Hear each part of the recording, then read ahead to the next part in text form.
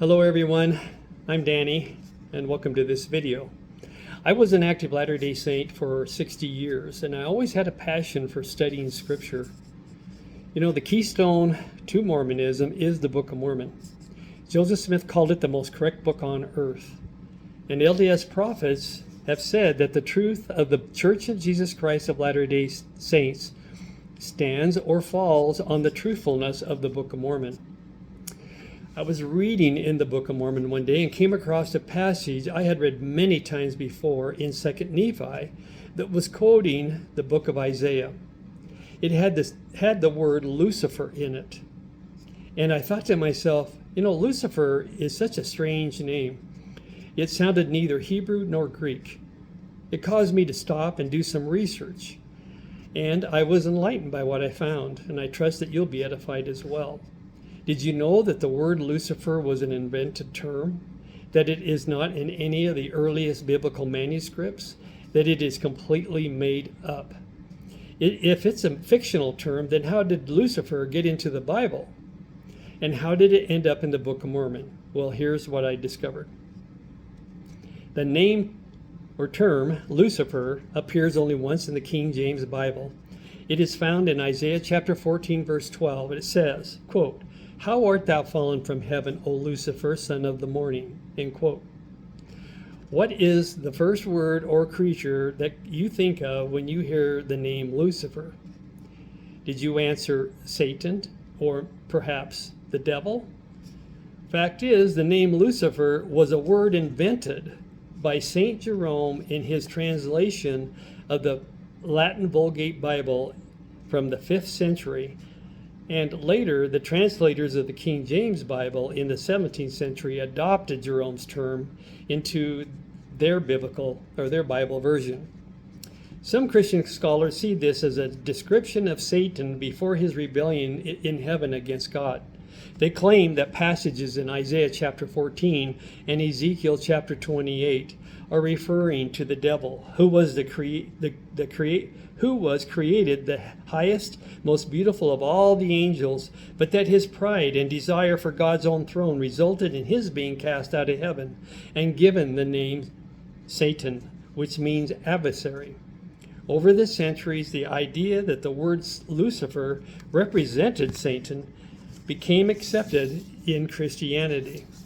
But when Isaiah chapter 14 verse 12 is read in full context of the chapter, it appears to be referring to a mortal king, most likely King Nebuchadnezzar. Today's modern translations have corrected this passage so that it does not refer to Satan, but to the intended king, a Babylonian king. Instead of the word Lucifer, the following modern translations use these other terms altogether, omitting Lucifer. For example, the New International Version says, quote, "How have you fallen from heaven, morning star, son of the dawn?" The English Standard Version, "How have you fallen from heaven, O day star, son of dawn?" And then the American Standard Bible, "How art thou fallen from heaven, O day star, son of the morning?" So you notice here that Lucifer is no longer used in these modern translations. Here is where it becomes a really significant problem in Mormonism.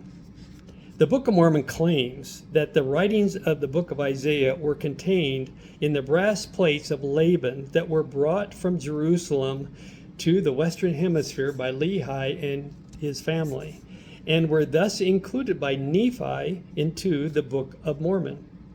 Reading the heading of the summary of 2 Nephi chapter 24, written by LDS Apostle Bruce R. McConkie, here's what it says, quote, "Israel shall be gathered and shall enjoy millennial rest. Lucifer cast out of heaven for rebellion. Israel shall triumph over Babylon, the world. Compare Isaiah chapter 14, end quote. Supposedly, the brass plates of Laban, from the brass plates of Laban into the Book of Mormon, here is now how it reads in 2 Nephi chapter 24, verse 12. Quote, "Art thou fallen from heaven, O Lucifer, son of the morning?" That is exactly word for word in the Bible verse, Isaiah chapter 14, verse 12. Okay, but here's the conflict for Mormonism. For the Book of Mormon to repeat the Latin Vulgate and King James Version of the Book of Mormon is evidence against its alleged ancient origin and inspired translation. The money question is, how did the name Lucifer get into the brass plates and then consequently into the Book of Mormon centuries before the term Lucifer was even invented? And if that wasn't bad enough, Lucifer appears as a name in the Doctrine and Covenants, section 76, which supposedly was a revelation given from God to the prophet Joseph Smith in 1832, including a reference to the fallen angel of God. Here's what it says in D&C 7626, quote, "And was called perdition, for the heavens wept over him. He was Lucifer, a son of the morning," end quote. Now, why would God use a made-up name for this fallen angel in the Doctrine and Covenants? Makes you wonder, doesn't it? And even more condemning for the doctrine of Mormonism, presently in 350 modern-day temples, the Church of Jesus Christ of Latter-day Saints continues to use the word or the name Lucifer as the pre-existent name for Satan, who plays a major role in the temple endowment ceremonies. In other words, Mormonism wants you to believe that Lucifer was Satan's premortal name as Jesus' spirit brother and our spirit brother, who rebelled and was cast out of heaven to become the devil here on earth. So time and time again, Joseph Smith got it wrong in the Book of Mormon, Doctrine and Covenants, and the Temple Endowment.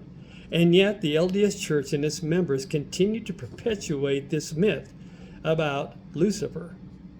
All of this proving that Joseph Smith simply copied and plagiarized straight from the Holy Bible, and in the process has misled millions of members of the Church of Jesus Christ of Latter-day Saints and its potential converts. So, I'll leave it up to you, the audience, to decide if the Book of Mormon is the most correct book on earth, and that the truthfulness of the Book of Mormon stands or falls on the truthfulness of the Book of Mormon.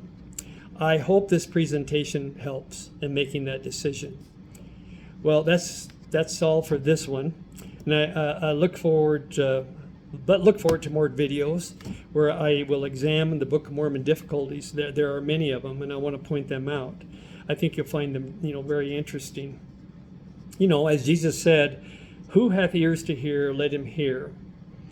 And I hope that your ears are open to this truth, and that you'll consider the things that I'm teaching on this YouTube channel and at my website, talkingtomormons.com.